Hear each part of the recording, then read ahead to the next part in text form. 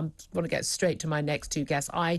I love these women. What can I say? I love these women. There are so many people who've just been such heroes of mine over recent years. We've gone through the trials and tribulations of COVID and lockdowns, and these two women are the co-founders of Us for Them. Remember them? Yeah, we've had them on the show quite often, haven't we? Arguing for, well, kids to have their lives back as they were sent home from schools, locked in their homes, forced to wear masks and goodness knows what. Molly Kingsley and Liz Cole co-founded Us for Them, and they join me in the studio right now. Good morning to you.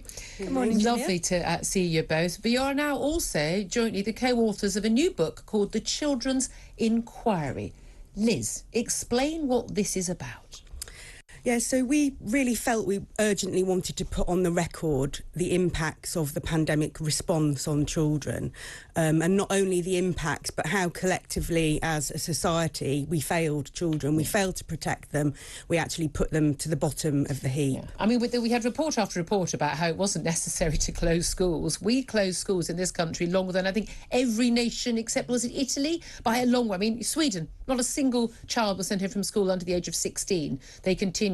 And this was a disease that we knew as early as February 2020. It affected old people. It affected overweight people, people who had serious underlying conditions. But largely, it was a disease of people over the age of 70. And Molly Kingsley, we basically locked children in their homes. We did. And I think one of the reasons it was so important to get this on record is because there's this myth, really, that there wasn't a choice, that in some way the damage to children was inevitable.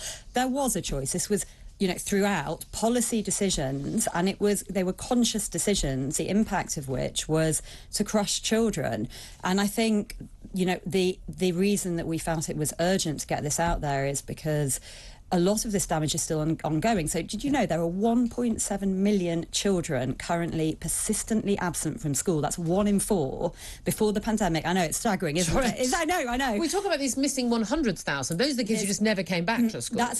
And so there's a Children's Commissioner's report out last week that says 1 in 4 children are persistently absent. That was 1 in 9 before the pandemic, so it's more than doubled. And you think about what that means for society. I mean, we've been fining parents for taking their kids out a day early to get a flight to Disneyland on the cheap because missing a day of school is so important. You mustn't do it. But yeah, that's fine. Let's have them out for years. And the key thing is, as we know, and you and I discussed so many times, Molly and Liz, was that actually, the kids who were going to the sort of schools where they were already being pretty failed, the kids who most needed a good education, the ones who they didn't have Zoom lessons, they didn't have a homework checked or anything, they basically, they were just abandoned for all that time.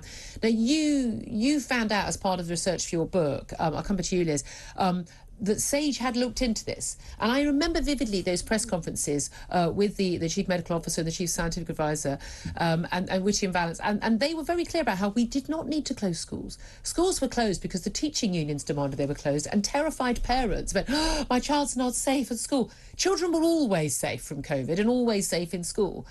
But Sage actually looked at the damage really early on to the kids, and they identified it really early on.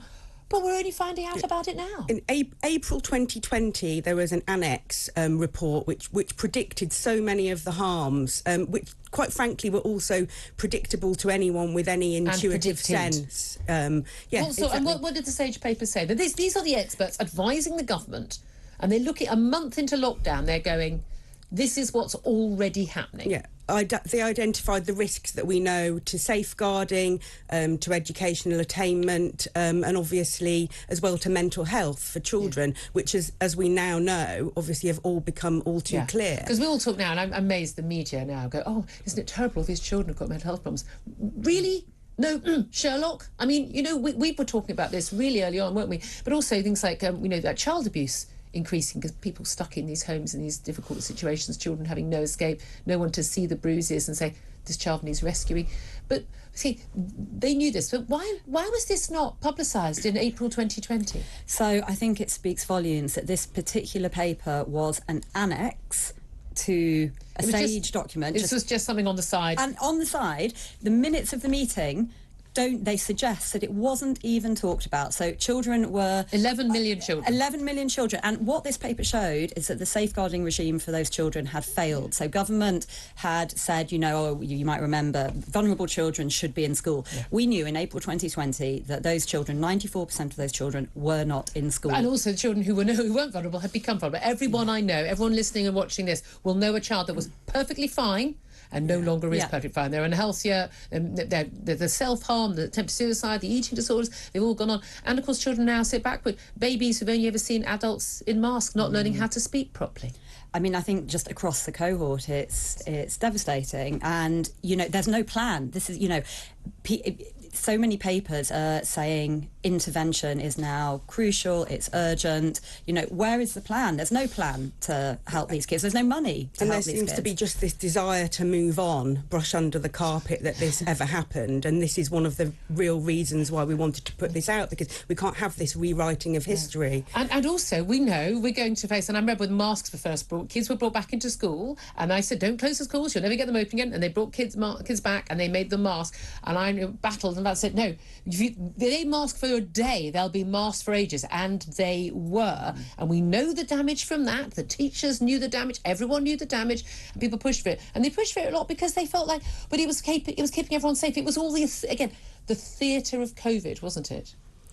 Yeah, it was the theatre of COVID, and the problem is that theatre was incredibly detrimental to children. And this, I think throughout we've seen scared adults put scared adults before children. And the government, we know from Sage, we know from other books that we were deliberately scared. I mean, this is the thing.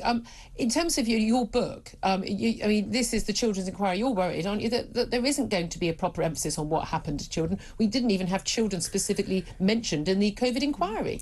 Exactly, it doesn't bode well at all, and I think our premise is very much that we have to face up to the reality in order to put a proper plan in place to support children, but also make sure this can never ever happen again. The worry is though that it will happen again. We've already got people gearing up for bringing masks back, and Molly, that this is all going to come back again, and we're going to have lockdowns again. It's going to be asked for.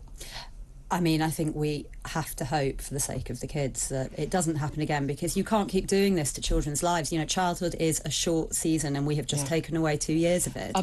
You're just absolute heroes of mine. You know that. Liz Cole, Molly Kingsley, their new book, The Children's Inquiry. It's out very soon, and it's just a brilliant book looking at actually the biggest victims of COVID, and it was the children, not anyone else. Thank you so much for coming in.